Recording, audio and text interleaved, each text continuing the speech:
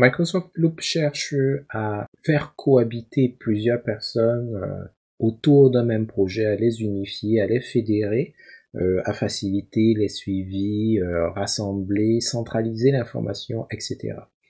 Donc, dans ces circonstances-là, il arrive en général un moment où il faut déléguer le travail, il faut affecter à certaines personnes des tâches à faire, et on souhaiterait en tant que groupe, en tant qu'équipe, savoir un peu où sont rendus les uns et les autres, qui avait quoi à faire, etc. C'est là que les listes de tâches peuvent s'avérer vraiment importantes, que ce soit au sein d'une prise de notes, au sein d'un débriefing de projet ou peu importe. Alors, on place le point d'insertion à l'endroit où la liste des tâches doit apparaître, slash, on appelle les tâches. Bon, j'ai pas mis l'accent circonflexe, vous voyez, il l'a pas reconnu, donc tâches, liste de tâches, et là, on va donc les faire apparaître. Alors, c'est un tableau très spécifique.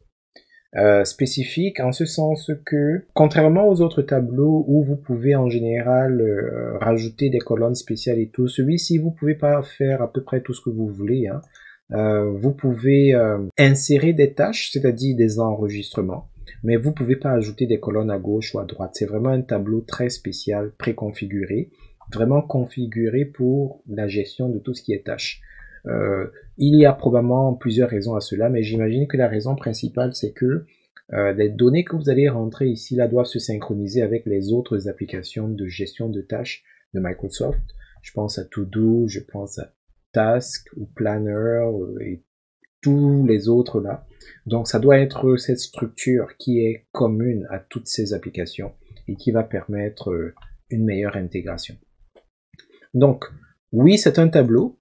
Oui, c'est un tableau qui peut se basculer en Kanban, notamment en raison de colonnes compartiments ici là. Alors ce sont des étiquettes comme on les a déjà vues par le passé. Donc principalement vous avez l'intitulé de la tâche, la personne à qui la tâche est attribuée et une date d'échéance. C'est principalement ce que vous aurez la possibilité de faire.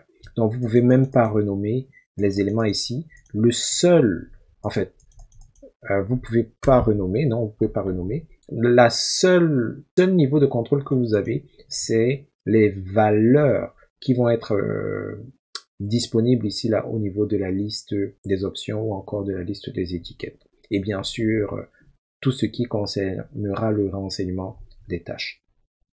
Pour le reste, c'est un tableau comme vous l'avez souvent vu. Comme souvent avec les options et les champs de type personne, les personnes que vous pouvez pinguer ou à qui vous pouvez affecter les tâches, ce sont celles qui sont membres de votre espace de travail. Si vous voulez affecter les tâches à des gens qui ne sont pas dans l'espace de travail, il faudra commencer par trouver le moyen de partager l'accès à l'espace de travail ou de les inviter dans votre espace de travail au préalable.